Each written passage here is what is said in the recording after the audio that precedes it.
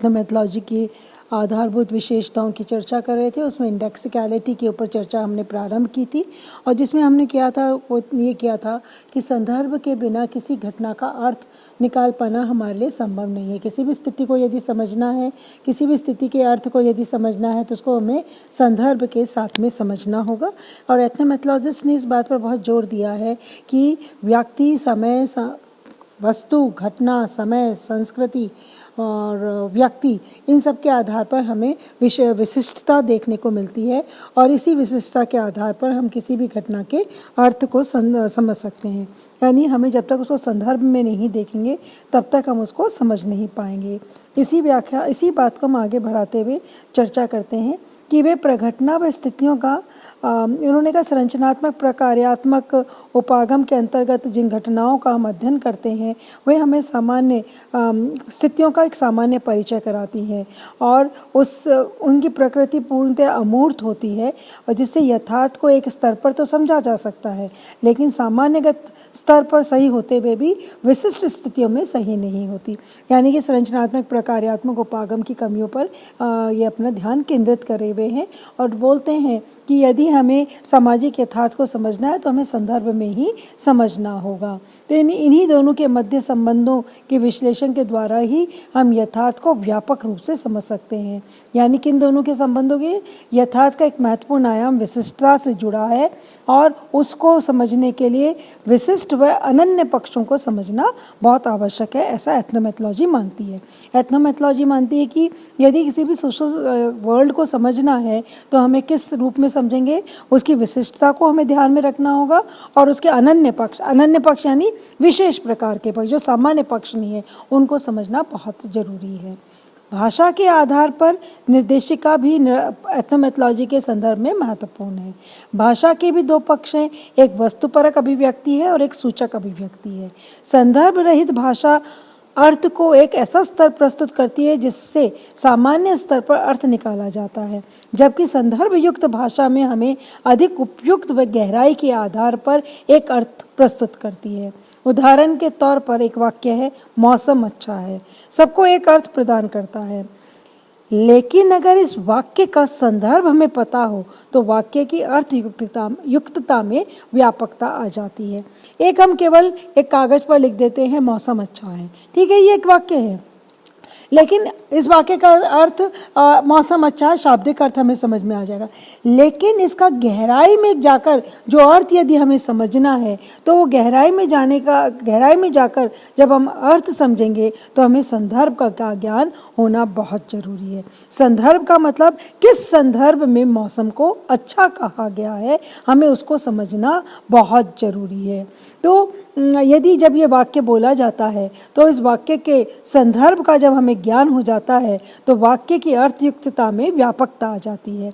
अगर उदाहरण के लिए अगर दो मित्र कहीं घूमने के लिए जाते हैं और कहते हैं मौसम बहुत अच्छा है, मौसम अच्छा है, तो वहाँ पर उनका मौसम अच्छा होने का मतलब वह एक घूमने आए हुए व्यक्ति हैं, सैर करने के लिए आए हुए व्यक्ति हैं, रसिक अंदाज के अंदर वो कहते हैं मौसम अच्छा है, जो कि बिना संदर्भ के प्रस्तुत करने पर वो उस वाक्य का अर्थ हमको समझ में नहीं आता। इसी प्रकार खेती करने वाला किसान जब कहता है मौसम अच्छा है, जो किसान खेती जोतने वाला है, तो वहाँ पर किसान जो हल जोतने की प्रक्रिया में मौसम से संबंधित की गई अभिव्यक्ति एक दूसरा प्रसंग हमारे सामने लाती है।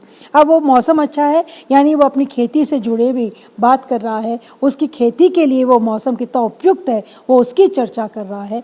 तो यहाँ पर किसान जब मौसम अच्छा है तो वहाँ हमें कुछ और अर्थ देखने को मिलता है। तो इसी प्रकार अलग अलग व्यक्तियों के द्वारा जब अलग अलग शब्दों का प्रयोग किया जाता है तो हम कहते हैं मतलब उसका अर्थ हमें समझ में आता है, उसकी व्यापकता हमें समझ में आती है। भाषा के ये संदर्भ हमें यथार्थ को गहराई से देखने का अवसर प्रदान करते हैं। संचार के एक महत्वपूर्ण माध्यम के रूप में भाषा हमारी भावना, बुद्धि और क्रिया तीनों से जुड़ी हुई है। सामाजिक यथार्थ को समझने में भाषा के महत्व को समाजशास्त्रियों ने प्राय अनदेखा किया है। मनुष्य के कार्य कलापों के संपन्न करने में भाषा की भूमिका बहुत महत्वपूर्ण है। ज्ञान, विज्ञान, जनगणना जन ज्ञान जन साहित्य भाषाई आधार पर पीढ़ी दर पीढ़ी हस्तांतरित होते रहते हैं। भाषा मात्र संचार का साधन नहीं है, अपितु वह मनुष्य के व्यक्तित्व का और उसकी संस्कृति की धरोहर का प्रमुख आधार भी है। भाषा, language is a vehicle to transmit the culture. तो भाषा को हम अंडर वैल्यू नहीं कर सकते, अंडर एस्टिमेट नहीं कर सकते। भाषा को बिना हम किसी भी घटना को अर्थ प्रदान करने में कई बार असक्षम हो जाते हैं, और ऐसे में भाषा बहुत महत्वपूर्ण है। भाषा में केवल शब्द ही नहीं होते, शब्दों को बोलने का तरीका, आपके द्वारा जो संवाद बोला गया है उसका उतार चढ़ाव, आपके द्वारा प्रयोग में लाए गए शब्द, ये सब आपकी अभिव्यक्ति के माध्यम है। और जब हम उस अभिव्यक्ति को संदर्भ में देखते हैं तभी हम उस घटना को सही अर्थ प्रदान कर सकते हैं। इसलिए भाषा भी एथनोमेथोलॉजी के दृष्टिकोण से बहुत महत्वपूर्ण है, और इसी के द्वारा हम व्यक्तित्व व संस्कृति को समझने में सफल हो पाते हैं। इसी तरह जीवनीगत संदर्भ, बायोग्राफिकल कॉन्टेक्स्ट जो है व्यक्ति के व्यक्तित्व की समझ से जुड़ा है। व्यक्ति के जीवन वृत्तांत को अगर हम जानते हैं तो उसकी क्रियाओं व वचनों का सही अर्थ अनुमान लगा सकते हैं। कोई व्यक्ति जब ये कहता है कि वह आपके घर आएगा तो आप उसके व्यक्तित्व के बारे में जानते हैं तो यह अनुमान लगा सकते हैं कि वह आएगा अथवा नहीं। कई लोग हैं कहकर न आने के आदी होते हैं, अन्य अपने वचनों के पक्के होते हैं। अतः जीवनगत संदर्भ के आधार पर ही हम घटना का अर्थ समझ सकते हैं, हम क्रियाओं व वचनों के अर्थ निकाल सकते हैं। जीवन जो है जिसे हम क्या कह सकते हैं कि बायोग्राफिकल स्केच जो है वो बहुत महत्वपूर्ण हो जाता है। बायोग्राफिकल जीवन चरित्र व्यक्ति के व्यक्तित्व से संबंधित है। पीटर बर्जर के अनुसार जिस व्यक्ति ने वक्तव्य दिया है या कोई बात कही है उसका व्यक्तित्व क्या है, उसका पद कैसा है, उसका जीवन चरित्र की जानकारी करना तथा यह भी जानना कि उसके आसपास का वातावरण कैसा है। एथनोमेथोलॉजी के पक्षधरों की मान्यता है कि सामाजिक घटना स्थान, क्षेत्र व परिप्रेक्ष्य से प्रभावित होती है। अतः हमको इन सब को नगण्य समझकर ज्ञान प्राप्त नहीं करना चाहिए। अगर हम इन सब बातों को गौण कर सामाजिक घटना को अर्थ प्रदान करेंगे तो यह हमारा अधूरा ज्ञान होगा। तो इन्होंने कहा कि बायोग्राफिकल स्केच यानी व्यक्ति की सामाजिक पृष्ठभूमि क्या है उसको भी हमें जान लेना महत्वपूर्ण है, क्योंकि जिस प्रकार की उसकी पृष्ठभूमि होगी उसके द्वारा उसी प्रकार का व्यवहार, उसी प्रकार की भाषा, उसी प्रकार की अंतःक्रिया की जाएगी। और जब आप उसकी सामाजिक पृष्ठभूमि को समझ जाएंगे तब आप समझ पाएंगे कि उस व्यक्ति के द्वारा किया गया व्यवहार कितना उचित और कितना अनुचित है। तो ऐसे में बायोग्राफिकल स्केच हमारे लिए बहुत ज़्यादा महत्वपूर्ण हो जाता है। तो और इसी तरह से इन्होंने कहा कि किसी भी घटना की जानकारी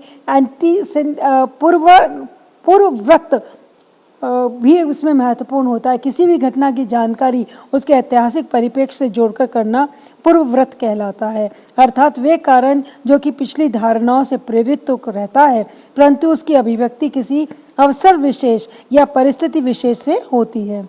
घटना के सभी आधार व परिप्रेक्ष्य को समझना जरूरी है जो न केवल वर्तमान से जुड़े होते हैं अपितु अतीत से भी जुड़े होते हैं। कई बार हम किसी व्यक्ति को, उदाहरण के लिए यदि हम किसी व्यक्ति को चोरी करते हुए पकड़ लेते हैं, हम उसको चोर कहकर संबोधित करते हैं और हम अपने जो सामान्य अनुभव उसके आधार पर हम उसका मूल्यांकन करते हैं कि इसके सोशल वैल्यूज़ डिटोरिएट हो गए हैं, सामाजिक नियमों की इसने अवहेलना की है, कानून को तोड़ा है, ये चोर है।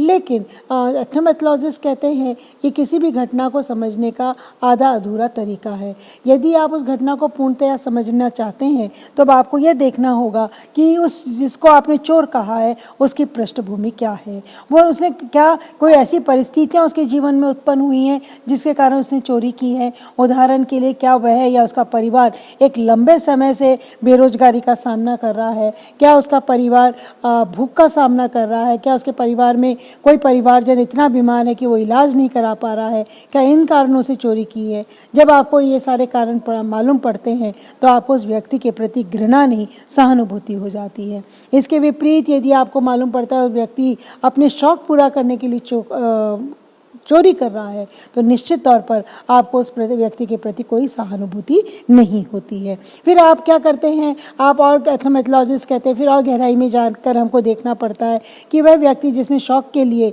चोरी की है, उसके मित्र कौन है, उसके पारिवारिक पृष्ठभूमि क्या है, उसके पीयर ग्रुप के बच्चे जो हैं किस पृष्ठभूमि से आते हैं। तो आपको हो सकता है कि आपको ये देखने में आए कि जिसने ये चोरी की है उसका जो पीयर ग्रुप है वो अमीर परिवारों से जुड़े हैं, उनके पास सुख सुविधा के सभी साधन हैं। तो उन परिवारों के बच्चों के साथ या उन परिवार के लोगों के साथ या जिनके साथ उसकी अंतःक्रिया है, उनके साथ कंपटीशन की भावना से या हीन भावना से ग्रसित होकर भी वह चोरी करना शुरू कर देता है। जैसे ही आप यानी कि जितना ज़्यादा आप गहराई में जाकर उसकी पृष्ठभूमि को जानने का प्रयास करते हैं, आप घटना का सही पक्ष हमारे सामने ला सकते हैं। तो इस प्रकार हम देखते हैं कि इंडेक्सिकलिटी जो है किसी भी घटना को समझने के लिए बहुत बहुत महत्वपूर्ण है। और यही बात हमें बार बार देखने को मिलती है कि सामाजिक घटना को समझने के लिए संदर्भ का होना बहुत ज़रूरी है। बिना संदर्भ के हम किसी भी घटना को नहीं समझ सकते हैं। तो इसके लिए इन्होंने कहा घटना की किस किस संदर्भ में हमें इंडेक्सिकलिटी को देखना है, हमें क्रमबद्ध वर्गीकरण देखना है, भाषा के संबंध में, व्यवहारिक संदर्भ में और बायोग्राफिकल स्केच जीवन चरित्र के संदर्भ में और पूर्वव्रत के संदर्भ में हमें सामाजिक घटना को देखने और समझने का प्रयास करना चाहिए। अब दूसरी विशेषता जिसकी चर्चा करते हैं उसको चिंतनशीलता कहा है। इन्होंने कहा रिफ्लेक्सिविटी के बिना हम किसी भी सामाजिक घटना को नहीं समझ सकते हैं। और ये चिंतनशीलता एथनोमेथोलॉजी का दूसरा महत्वपूर्ण संबोध है, जिसकी चर्चा अब हम अन्य किसी व्याख्यान में करेंगे। तब तक